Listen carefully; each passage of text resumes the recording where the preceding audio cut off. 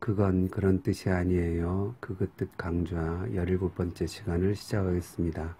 제17강의 제목은 하나님은 우리가 행복하길 원하심으로 이혼을 해도 좋은가입니다. 오늘 강의는 애초에 계획에 없던 것으로 사실 제가 해야 할 강의 콘텐츠가 굉장히 많습니다. 다만 시간이 지금 주어지지 않아서 못하고 있는 중인데 계획이 없던 건 그래서 당연히 별로 하고 싶지 않았습니다. 하지만 하나님께서 누군가는 이야기를 하기를 원하신다는 확신이 들어서 이렇게 시간을 내서 책상에 앉았습니다. 이 유튜브는 관심이 비슷한 영상들을 자꾸 연동시키잖아요. 언제부턴가 계속 저를 따라오는 영상이 있어서 제목을 봤더니 굉장히 자극적이더라고요. 이혼하면 죄인가요? 하나님도 우리가 행복하길 원하시잖아요. 이건 성서의 정신, 이렇더라고요. 제가 나중에 물어보니까 이게 요즘 굉장히 인기 좋은 기독교 채널이라 그럽니다. 여하튼 클릭을 해보니까 시작부터 어떤 목사님께서 단적으로 얘기하면 이혼할 수 있죠. 이렇게 이제 이야기를 하고 이 채널이 시작이 되었습니다. 그리고 이후로 이어진 목사님의 근거는 다음과 같았습니다. 성경이 이혼을 금지한 이유는 이 가부장적 세계에서 주로 힘을 가진 주로 남성들이죠. 함부로 여성을 버리는 걸 막기 위함이다. 그리고 고대에는 이혼으로 여성이 경제적으로 궁핍해졌다. 일리가 있죠. 근데 또 한 가지 근거는 뭐라고 하시냐면 이혼당한 여자들은 다른 남성의 성적 착취 대상이 될 수 있다. 이거는 근거가 뭔지 저는 처음 듣는 얘기거든요. 왜냐하면 이 고대사회는 뭐 전 인류 역사가 다 고대가 있고 현대가 있고 그런 거고 성경 얘기를 하는 거니까 이스라엘을 지금 얘기하는 거거든요. 근데 이스라엘에 과연 이혼당하면 다른 남성의 성적 착취 대상이 되는가? 그거는 저는 잘 모르겠습니다. 근데 여하튼 그 목사님은 그렇게 근거를 드시고는 함부로 이혼하는 것은 여성을 폭력 앞에 던지는 일이다. 그래서 성경은 이혼을 금지했다. 이제 그런 논리예요. 그리고는 상황을 전환시켜서 오늘날은 상황이 달라졌죠. 이렇게 던지시더라고요. 그래서 오늘날은 뭐가 달라졌나 했더니 오늘날 달라진 상황에 대해서 아무 말씀도 안 하시고는 그냥 파트너 중 하나가 폭력적이고 뭐 신체를 위협하고 정서적으로 학대를 하고 등등 해서 고통당하면 헤어지는 게 죄일까요? 저는 그렇게 말하고 싶지 않아요. 하나님은 우리가 행복하길 원하시잖아요. 그게 답니다. 아니 처음에 성서의 정신을 이야기한다면서 오히려 앞쪽에서 자신이 비판했던 그게 성서의 정신이잖아요. 내 마음에 안 들어도 성서는 이렇게 얘기합니다. 이렇게 얘기를 하고 그게 성서의 정신입니다. 그래야 제목대로 성서의 정신이지. 그 성서의 정신은 고대에 이러이러하기 때문에 금지했는데 오늘날은 상황이 달라졌습니다. 하나님은 우리가 행복하길 원하시니까 이혼하고 싶으면 이혼해도 된다는 이야기잖아요. 누가 본인의 생각을 물어봤습니까? 그러면서 왜 성서의 정신이라는 이야기를 붙입니까? 그리고 뒤에다가 또 저는 하나님이 그러시지 않을까 생각합니다. 성서의 정신이라면서요.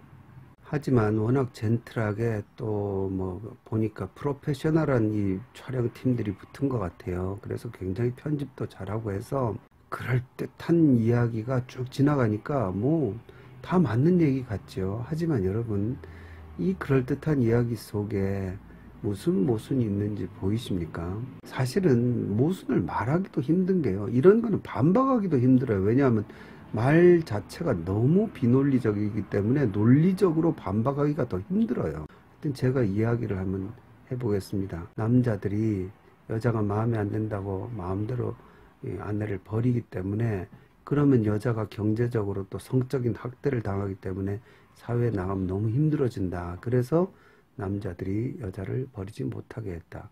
아니 그러면 버리지 않고 데리고 살면 그 여자는 그 남자 밑에서 사는 게 계속 사는 게 행복합니까? 그러면 여자들은 뭐 경제적인 이유를 얘기했는데 경제적으로 남자 밑에서 밥 얻어먹기 때문에 그나마 밖으로 이혼당해서 나가는 것보다 낫다는 겁니까? 또 성적인 학대, 그러면 마음에 안 들어 하는 남자 밑에서 살면서 당하는 건 성적인 학대가 아닙니까? 성경이 이혼을 금지한 이유 자체를 본인의 논리로 얘기를 해도 이게 말이 안 돼요. 오히려 여성들을 지금 굉장히 어떤 면에서는 비하하는 겁니다. 왜 그러냐면 이혼당해서 나가면 더 힘들어진다. 그래서 오히려 이 자기를 싫어하는 남자 밑에 그나마 밥 얻어먹고 사는 게 낫다. 그러라고 성경이 이혼을 금지했다. 이렇게 얘기를 하는 거거든요. 이따가 말씀드리겠지만 예수님의 논리로 제가 말씀이 되는데 말도 안 되는 얘기입니다. 그리고 또 하나는 오늘날은 상황이 달라졌다. 그리고는 오늘날 달라진 상황에선 이혼이 가능하다는 거예요. 그래서 폭력적인 상황이 있으면 이혼이 가능하다. 너무 힘들고 어려운 상황, 괴로운 상황, 뭐 죽음 비슷한 것도 막 얘기를 하시는데요.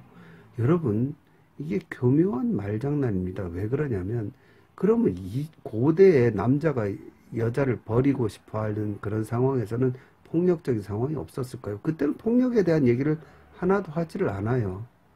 근데 여기서는 갑자기 오늘날 상황에서 폭력을 얘기해요.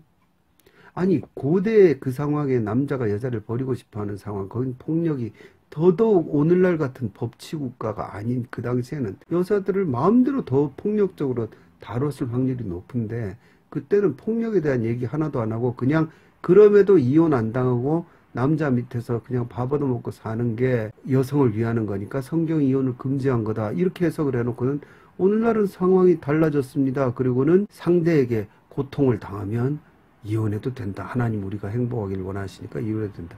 이게 무슨 논리입니까? 왜 여기서는 폭력을 살짝 가려놓고 저기는 폭력을 부각시킵니까? 폭력의 가능성은 둘 다 있는 거고 어떤 면에서는 저쪽 고대가 더 폭력적일 확률이 높죠. 그런 상황에서 하나님은 우리가 행복하기를 원하시니까 이혼해도 된다. 단적으로 말해서 이혼해도 되죠. 물론 이분이 무슨 가정상담가라든지 뭐 그러면 얼마든지 본인의 생각을 얘기하는 게 뭐 잘못이 아니죠. 그 생각 자체가 틀리냐 맞냐는 다른 문제고 자기 생각을 얘기할 수 있지만 이분은 지금 성서의 정신을 얘기한다면서 목사님이란 타이틀을 달고 이런 얘기를 하고 있어요. 도대체 오늘날 달라진 상황은 뭡니까? 아무것도 달라진 상황이 없어요. 남자가 여자를 괴롭히는 상황 똑같죠. 그래서 여성이 고대에는 이혼을 안 해야 더 편하고 현대에는 이혼을 해야 더 편하고 뭐가 달라졌나요? 그 영상에는 안 나오지만 제가 앉아서 한번 납득을 스스로 해보려고 생각해 봤더니 오늘날은 그래도 여성들이 직업을 가질 수 있고 경제적으로 독립을 할 수 있기 때문에 그렇다는 얘기인가? 그런 얘기는 안 하셨어요. 그 목사님은. 하지만 제가 굳이 한번 이해를 해보려고 그렇게 한번 생각을 해봤는데 그렇다면요. 경제적인 상황 때문에 성경의 진리는 바뀌는 겁니까? 이 지금 이야기의 가장 큰 오류는 뭐냐면요. 성경에 보면요. 구약과 이 신약이 말하는 이혼에 대한 이야기가 달라요. 이 둘이요. 심지어 신약에 충돌하는 장면이 나와서 마태복음과 마가복음에 보면 예수님과 바리새인이 이혼에 대한 논쟁을 하세요. 구약에는요. 율법상으로 이혼이 가능하게 되어 있었습니다. 그 문제를 가지고요. 신약에 와서 예수님과 이걸 가지고 논쟁을 하는데 예수님 뭐라 그러시냐면 이혼을 그래도 하면 안 된다고 결론을 내리세요.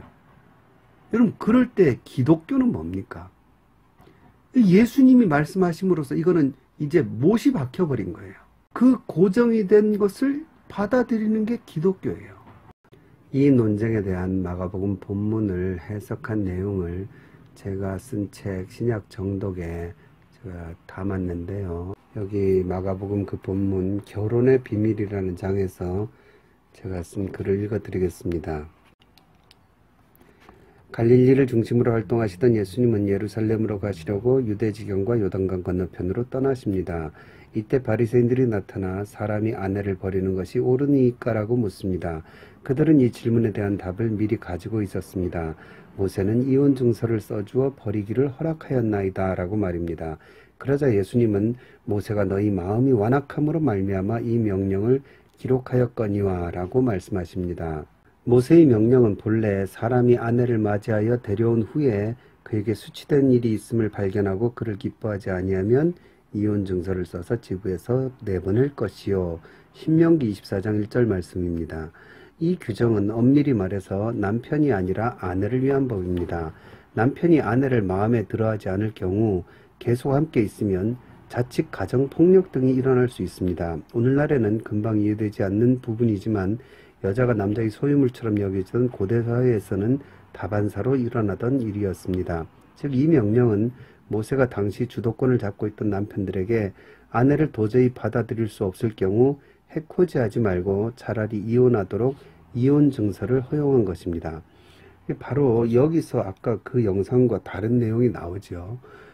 고대에, 고대라는 게 애매하잖아요. 그렇지만 율법적으로 구약에서는 왜 이혼을 하지 말라 그랬냐? 여자를 뭐 경제적으로, 성적으로, 사회의 그 폭력 속에 내던지는 게 이혼이라서 그런 게 아니라 오히려 반대로 여성을 위해서요, 이혼을 하라고 지금 신명기는 말하고 있습니다.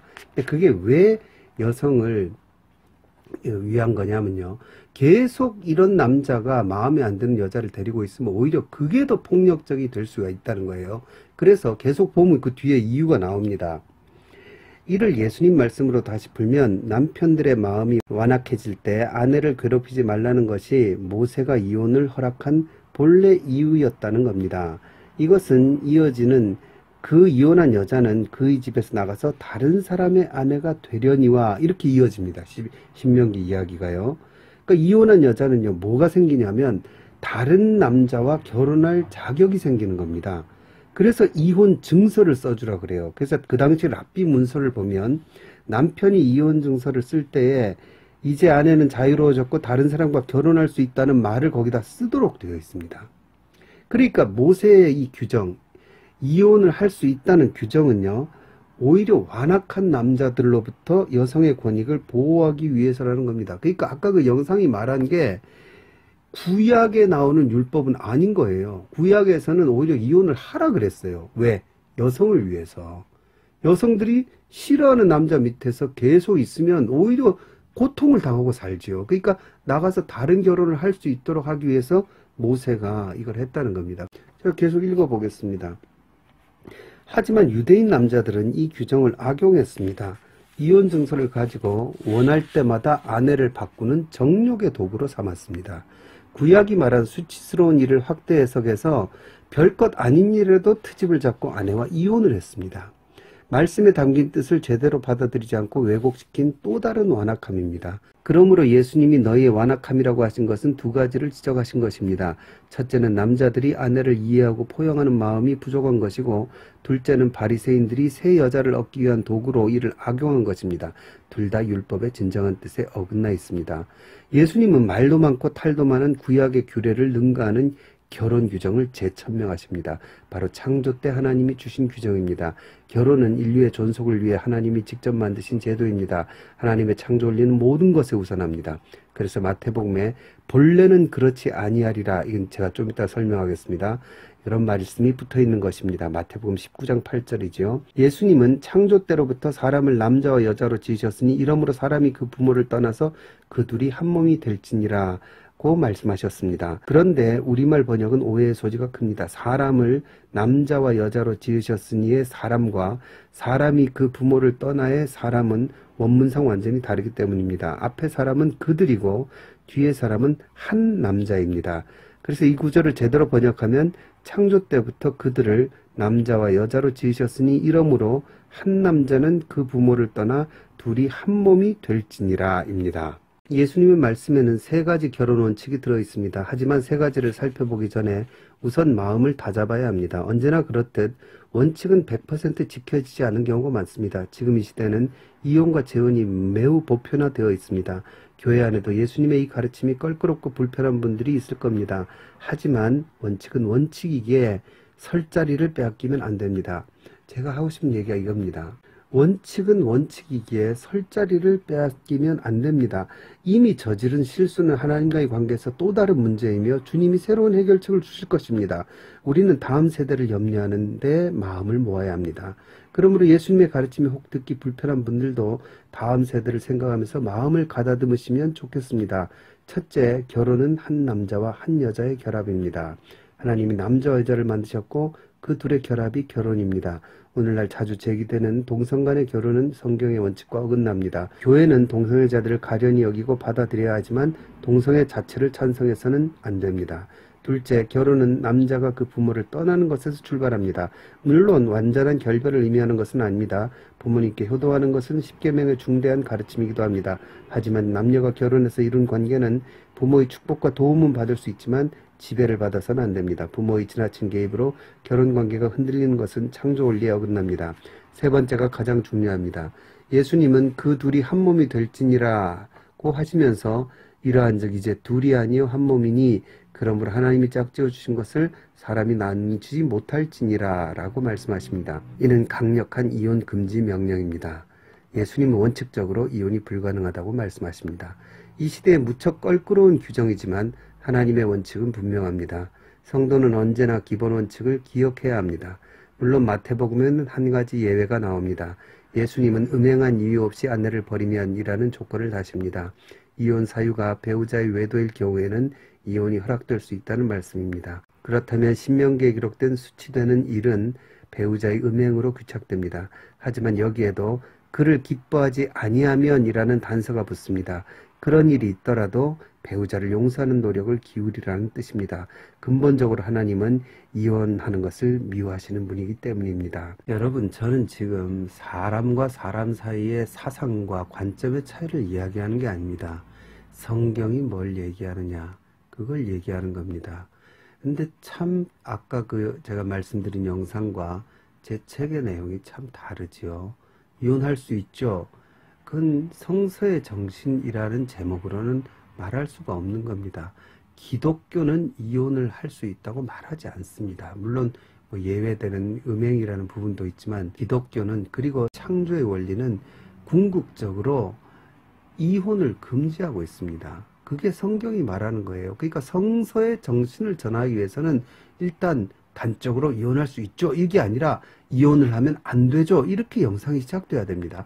그리고는 그 이후에 많은 상황들이 나올 수 있는 건데, 단적으로 이혼을 할 수 있다고 성경의 가르침 자체를, 그러니까 바리새인의 가르침을 그럼 따른다는 겁니까? 바리새인들은 이혼할 수 있다는 주인데 결국 이 영상은 바리새파의 주장, 결론을 따르는 거예요. 예수님의 주장이 아니라. 그게 어떻게 성서의 정신을 말하는 영상이 될 수가 있겠습니까, 여러분? 얼마나 이게 비극입니까? 혹시 그 목사님이나 그 방송팀이 이 영상을 접하게 되면 제 이야기가 굉장히 마음에 안 드실 건데, 그러면 논리적으로 제게 논쟁을 신청하십시오. 제가 얼마든지 이야기를 해드리겠습니다. 원칙은 원칙인 겁니다. 제가 제 책에도 썼지만요. 결국 이 모든 것은요, 성서의 정신을 전하는 것이 아니라 이 시대가 듣고 싶은 이야기를 전한 거예요. 그러니까요, 댓글을 보면 알 수 있습니다. 댓글이요, 몇천 개가 좋아요예요. 그러면서 은혜 받았다는 사람들이 굉장히 많아요. 그 은혜를 받죠. 왜냐하면 듣고 싶다는 얘기니까요. 이혼한 사람들이 요즘 얼마나 많습니까? 그리고 이혼한 사람이 주변에 있는 연관된 사람도 얼마나 많습니까? 그런데 그게 잘못된 게 아니라는 얘기를 들으니까 너무 좋죠. 하지만요, 성서의 정신은 아닌 거예요. 상담을 하고 이야기를 해주고 할 때는 그런 얘기를 할 수 있어요. 그게 네 잘못이냐, 이거 내가 다 이해한다, 얼마든지 할 수 있지만 성서가 말하는 이혼에 대해서 우리는 원칙을 없애면 안 되죠. 여러분 아마 제 얘기를 들으시면 그럼 이혼이 죄입니까? 이혼한 사람들은 죄인이란 말입니까? 이렇게 이제 따지실 거예요. 이게 이제 곤란해지는 거죠, 목사가 이 상황에서. 그러나 아까 말씀드린 대로요, 이혼은 잘못된 겁니다. 성경이 말하는 거예요. 그리고 굳이 이야기하라면 하나님 앞에 잘못된 건 죄지요. 하지만 이제부터 제가 하는 말을 잘 들으십시오. 죄인이다, 죄를 지었다, 이 이야기에 왜 그렇게 민감하십니까? 왜 이런 얘기를 하냐면요, 우리는 그 이야기에 가장 익숙하고 가장 잘 적응한 사람들이 성도들입니다. 여러분, 성도가 뭡니까? 자기가 죄인인 걸 깨달은 거예요. 자기 존재 자체가 죄인인 걸 깨달은 사람이 성도예요. 그리고 죄인이라는 것을 깨닫고 그거에 통해 자복하고 뭘 얻습니까? 교회의 교인이 되는 멤버십을 얻어요. 그러니까 교인은요, 내가 죄인이라고, 내가 죄를 지었다고 할 때 펄쩍 뛰는 사람이 아니에요. 그 앞에 꼬꾸라진 사람들이에요. 근데 왜 기독교가 점점 이렇게 바뀌어져 가는 겁니까? 얼마나 이 죄와 회개라는 문제, 돌이켜 회개하는 게 모든 거의 시작이에요. 그건 어디서 시작하느냐? 회개하러 천국에 갖고 왔느니라. 그건 너희가 죄인이라는 그 말씀으로 우리가 시작된 거예요. 우리가 그 말씀에 찔림을 얻고 우리가 어찌할꼬 해서 회개하고 성도가 된 거죠. 근데 왜 이 말하면 내가 죄인이란 말이야? 내가 잘못했단 말이야? 잘못했단 말이죠. 그리고는 이제부터 제 얘기를 잘 들어보십시오. 성경이 뭘 말하는지 제가 얘기해 보겠습니다. 아까 이 마가복음 본문에서 이 이혼 논쟁을 얘기했는데 마태복음에도 똑같은 얘기가 나와요. 근데 거기에 하나의 이야기가 첨가된 게 있습니다. 그걸 제가 보여드릴게요. 마태복음 19장 8절인데요. 예수께서 이르시되 모세가 너희 마음의 완악함 때문에 아내버림을 허락하였거니와 본래는 그렇지 아니하니라. 이 본래는 그렇지 아니하다는 예수님의 표현이요, 마태복음의 굉장히 중요한 특징적인 표현입니다. 이게 어디 나옵니까? 여러분 기억하십니까? 이 산상수훈에 나옵니다. 21절에 옛사람에게 말한 바, 이 율법적인 구약을 얘기하는 거죠. 살인하지 말라, 누구든지 살인하면 심판을 받게 되리라 하였다는 것을 너희가 들었으나 나는 너희에게 이르노니. 이거 본래 그렇지 않기 때문에 예수님이 그 본래 진짜 정의와 진짜 본뜻을 얘기하시는 거예요. 그래서 형제에게 노하는 자마다 심판을 받게 되고 형제를 대하여 라가라 하는 자는 공회에 잡혀가게 되고 미련한 놈이라는 자는 지옥불에 들어가게 되리라. 느낌이 오지 않으세요? 제가 뭐 그 뒤로 계속 나오죠. 뭐 형제뿐 아니라 간음하지 말라 하였다는 것을 내가 들었으나 나는 너희에게는 음욕을 품고 여자를 보는 자마다 마음에 이미 간음하였느니라.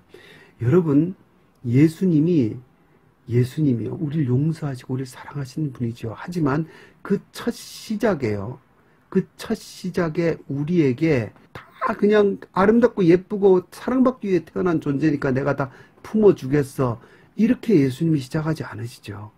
예수님이 우리에게 오셔서 제일 먼저 하시는 게 뭐냐면요, 이 속에 너희가 별거 아니라고 생각한 것까지 사실은 다 죄라는 겁니다. 다 죄. 여기 보십시오. 음욕을 품고 여자를 보는 자마다 마음에 이미 간음하였느니라. 간음죄예요. 눈빛이 이상하면 간음죄라는 거예요. 여러분, 그리고 뭐라 합니까? 형제에게 스튜피드, 라가, 바보야 이러면 그 뭡니까? 살인죄라는 거예요. 우리가 죄가 죄인 건 말할 것도 없고요. 우리가 죄가 아니라고 생각하는 것까지 예수님은 죄라고 가르치십니다. 그러니까 우리가 죄라는데 그렇게 민감한 게 더 웃긴 거예요. 우리 이 성경의 가르침, 예수님의 가르침대로 따라하면요, 우리 속에 있는 모든 것이 정말 죄와 다 맞닿아 있다는 것을 깨닫게 되고 통회하고 굴복하고 자복하게 되는, 그게 성경이 우리를 이끌어가는 방향이에요. 근데 이 시대가 그걸 싫어하죠. 그래서 시대가 싫어한다고 우리가 이거를 이제 교회가 딴 사람들 듣기 싫어하는 말 하지 말자, 딴 사람들에게 되도록이면 좋게 다가가야 교회가 부흥한다. 여러분, 교회를 부흥시켜야 된다고 누가 그럽니까? 교회가 부흥하면 그게 다 선입니까? 교회가 부흥하고 커지면 그게 다 하나님의 증거입니까? 그게 손님 떨어질 거봐 전전긍긍하는 장사꾼의 마음과 뭐가 다릅니까, 여러분? 진리는 진리이고 원칙은 바뀌지 말아야지 기독교의 진리 자체를 없애면서 우리가 부흥을 해야 되고 사람을 고객을 유치해야 되는 겁니까? 도대체 그건 어디서 나온 겁니까? 왜 사람들이 듣기 좋아하는 얘기를 하는 게 성서의 정신이라고 얘기를 합니까? 성서의 정신이 따로 있는데 그걸 지키고 보호하고 수호하는 쪽으로 교회에 나가야 하나님을 기뻐하실 거 아닙니까? 성경은 여기 나오는 대로 본래는 그렇지 않느니라 하면서 우리 속에 있는 모든 것들이 죄와 맞닿아 있다는 걸 얘기합니다. 그러니까 거기서부터 하나님의 은혜를 구하게 되고 하나님을 바라보게 되죠. 그게 성경이 가르치는 거 아닙니까? 여러분, 이게 어디가 잘못됐는지 이해가 되시죠? 제가 그래서 이 부담으로 결국 이 영상을 찍게 됐습니다. 여러분, 그 영상의 조회수나 댓글이나 좋아요를 보면요, 이 시대가 그걸 좋아한다는 걸 딱 볼 수 있어요. 여러분, 제 영상을 보는 사람이 그렇게 많지 않죠. 그러나 그 영상에는 확 몰려서 엄청나게 사람들이 많이 보죠. 그러니까 시대가 좋아하는 얘기를 하니까 그렇지 않습니까? 하지만 그럴 수가 없어요. 우리 속에 있는 죄와 악한 그 깊은 본성을 예수님이 가르쳐 주실 때요, 눈짓 하나도 간음이 될 수 있고, 형제를 미워하면 지옥불에 떨어진다 그러잖아요. 그런 살인죄와 간음죄와 다른 것도 많잖아요. 인간의 죄를 더 강화시키는 거예요. 우리 속에 있는, 우리가 얼마나 죄인인 걸 예수님이 일깨워 주시는 거죠. 그걸 통해서 뭐가 되는 겁니까? 그러기 때문에 예수님을 더더욱 의지하게 되고요. 그러기 때문에 예수님의 은혜가 너무나 감사한 거죠. 그러기 때문에 복음이 놀라운 거고, 그러기 때문에 여기에 목숨을 걸게 되는 거죠. 그래서 성경이 복음과 은혜와 감격의 책이 되는 겁니다.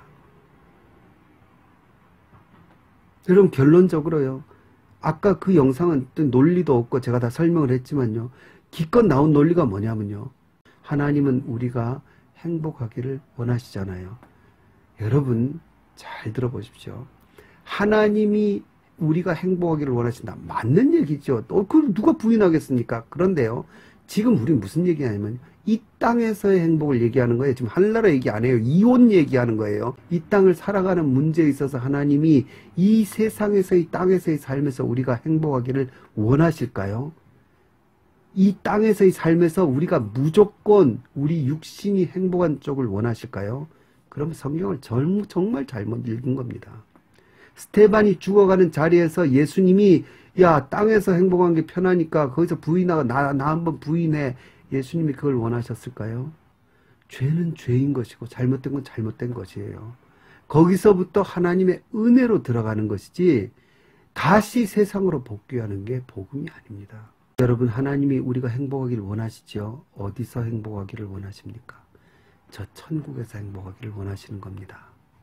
지옥불에 들어가리라 하는 운명에서 행복하는 게 아니라 저 천국의 하나님의 나라에서 우리가 행복하기를 원하세요. 그래서 여러분, 산상수훈이 어떻게 시작합니까? 팔복으로 시작하죠. 팔복에서 예수님이 행복이 뭔지 가르쳐 주시잖아요. 행복이 완전히 이 세상의 행복관과 정반대 행복. 그 행복이 뭡니까? 의를 위하여 박해를 받은 자는 복이 있나니 천국이 그들의 것임이라. 나로 말미암아 너희를 욕하고 박해하고 거짓으로 너희를 거슬러 모든 악한 말을 할 때에는 너희에게 복이 있나니 기뻐하고 즐거워하라. 하늘에서 너희의 상이 큼이라. 너희 전에 있던 선지자들도 이같이 박해하였느니라. 하나님께서 진정으로 우리에게 바라시는 행복은요, 저 하늘을 위해서 이 땅에서 고통받는 거예요. 저 하늘을 위해서 이 땅에서 손해보고 이 땅에서 십자가를 지는 거죠. 그게 진짜 하나님이 원하시는 행복입니다. 근데 하나님 우리가 행복하기를 원하시잖아요. 그러니까 이혼하세요. 이런 이론을 교회가 가르친다면 그게 어떻게 기독교입니까? 제 방송을 보시는 분들 중에 이혼하시고 마음이 불편하신 분도 계실지 몰라요. 제 개인적으로는 굉장히 죄송합니다. 하지만 성경의 근본 정신을 말해야 되는 목사로서 어쩔 수가 없습니다. 그리고 동시에 이혼하신 분, 하나님께서 잘못을 한 거죠. 더더군다나 요즘 시대에 아까 얘기한 대로 시대가 바뀌었다, 오늘날 상황은 다 바뀌었다. 근데 오히려 반대예요. 옛날에는 어쩔 수 없이 결혼했지만 오늘날은요, 보통은 자기가 선택해서 결혼한 거예요. 자기 선택엔 자기 책임이 따르죠. 여하튼 예수님은 이혼하는 걸 안 된다고 하셨어요. 그런데 다 좋은데 이혼만 죄입니까? 이혼하신 분은 그게 하나님 앞에 잘못된 거라고 마음이 아프시면요, 저는 또 다른 면에서 또 얼마나 많은 잘못이 있고, 쟤는 또 얼마나 많은 잘못이 있고, 그 사람은 또 얼마나 많은 잘못이 있습니까? 우리 모두가 죄인이라는 거예요. 이런 상황에서 서로 보듬고 함께 울고 웃고 가는 게 교회의 삶이고 공동체의 삶이고 천국 가는 길이에요. 우리 자신의 부족함은 말할 것도 없어요. 바른 걸 얘기한다고 그 사람이 바르다는 건 절대 아닙니다. 저 자신도 마찬가지고요. 하지만 바른 거는 일단 앞에 세워놔야 되는 겁니다. 그리고 우리가 그 안에서 힘쓰고 노력하고 좌절하고 또 쓰러지면 또 주님 은혜 붙들고 일어나고 하면서 그 속에서 하나님의 은혜와 하나님의 은총 안에서 한 걸음씩 나아가는 게 그 신앙생활이지, 바른 게 너무 현실과 멀다, 올바른 게 지키기 너무 힘들다 그래서 그 원칙을 없애버린 건 기독교가 아닙니다. 제가 이혼 얘기를 기준으로 말씀드린 것 같지만요. 이혼 얘기가 아닌 거 아시겠죠? 이 전체 성경이 말하려는 것을 우리가 훼손하지 않고요. 성경의 진짜 정신을 이야기 드린 겁니다.